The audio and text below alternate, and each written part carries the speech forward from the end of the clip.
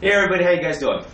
Andy and I get asked a lot of questions about how to start teams, how to join teams. Well, it's been a long time since either one of us started a team or joined a team, so I decided to look around and I found my good friend Crash and Mandy.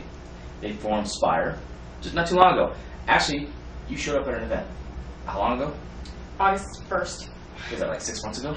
7. 7 months ago. 7 months ago, she showed up at an event on a whim, got the bug, and basically figured out how to start a team. Or wanted to start a team. And watching her go from just coming to a whim and then building this team was pretty amazing. And for me, it's probably the best way to build a team. And maybe hopefully her talking about how she built a team will help you find a team. And so basically you came to the event, got the bug, and then what'd you do? I just came to more investigations, more of your trainings. And then me and Mandy got together and got all excited about starting our own team. We didn't know how, so we just started throwing around ideas. So how did you guys find your members to get to your core team?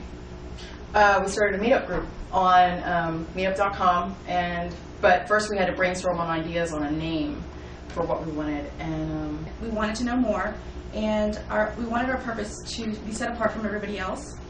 We wanted our group to stand out. We wanted to base a lot of our research on historical sites. So instead of just following what everybody else was doing, we wanted to do a lot more research.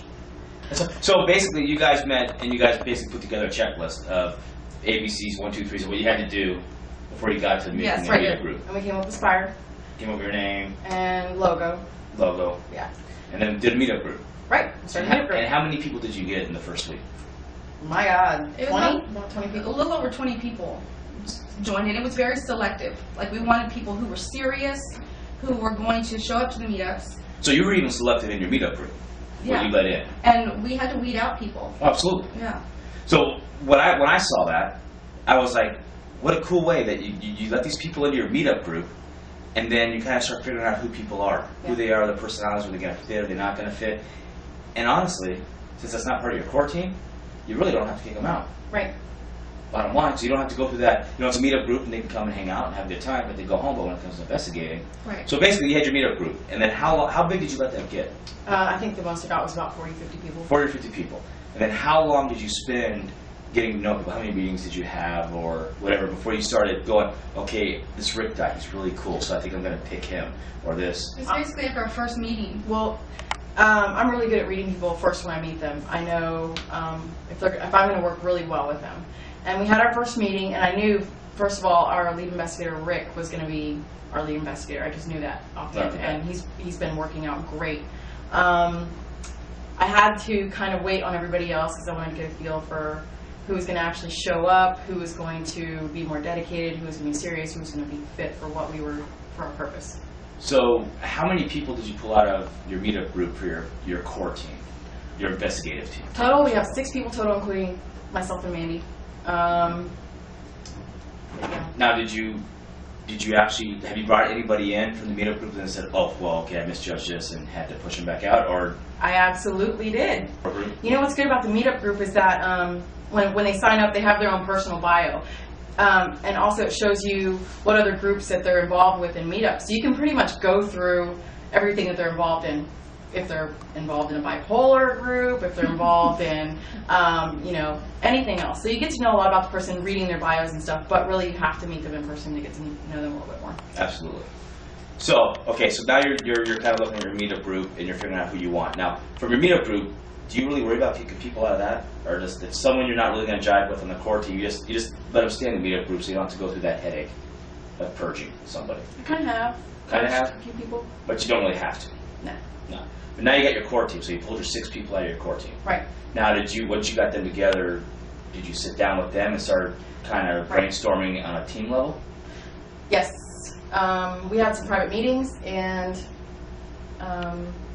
just went from there. And then you guys do have like an SOP or a, what do you guys call it, like a mission statement or something like that?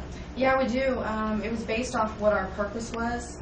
And our purpose was to find like-minded individuals that were serious about investigating why they were doing it, not just skeptics, but people who were interested in it and wanted to know the truth. So That's what we're doing. We're trying to find the truth. So basically, someone who's looking at your group, like if a client out there was like, okay, I've got something going on in my business, my home, whatever, they could read your mission statement and they will understand what your team's all about. Right. It also helps them understand our investigation style. We're more of an observation, stand back and just watch, than being more involved. But when we do feel like we need to have more involvement, we'll bring in some other certain people that we have on reserve. Unreserved. So, okay, so you have 6 core. How many do you have on reserve? Is it basically a whole meetup group in a nutshell? 7 more. 6 or 7 more. And then they bring special Each one has their own but special talent, Everyone abilities. contributes something to the team. They're a great asset. do you guys have a standard operating procedure so that your team members, that like We do. if someone like Jacqueline says, okay, I want to join this team, can she go to SOP and know what she's getting into? Yes. Is she still joined? You're gonna get hit here. When you were first trying to figure out either how to start a team or join a team, I mean, what did you like do a Google search? Did you look at other teams? Did you look at? No. You just said, okay, I'm gonna do this my way, Yeah. and you just okay. Those two. I had two That choices. question's short. Don't elaborate. Well, there's 2 choices. I had 2 decisions. We were going to wait and actually build, like, you know, get our LLC and get a website. And that was, well, first of all, the costs are crazy with getting your LLC, and you don't even know if it's going to work out, and you don't even have a core team member. You don't. How do you build your team? How do you build? You need to build a team before you start getting involved with all the other aspects. So Meetup. They give you a pre-built template. You put in pretty much everything you want. You can make it private, public. You can close it to new members. You know, you pretty much have full administrator rights on the site, and it was perfect, and it's cheap. So, Wow. Okay, so basically, that's how you started your team, Right. which rocks. And I look at that and I go, what a perfect way to do it, especially the meetup part, because you can screen people and you don't have to go through that chaos of Yeah. pushing someone out if they're just not right for the team or if they're cuckoo. You just leave them in the meetup group and then you pull to the. That's awesome. Now, what would you suggest to somebody who was looking to join a team? What would you be looking for? If you guys were, you tell them to find a meetup group type of thing, what would you do? Yeah, I would. The meetup website's awesome. Like she said, you have full access to administrative rights. You can do whatever you want, and a lot of people are on there, and they're searching for things. And like our team did, they all found the meetup site and they joined it. And Tammy did a great job of selecting the members, and we have a really great team.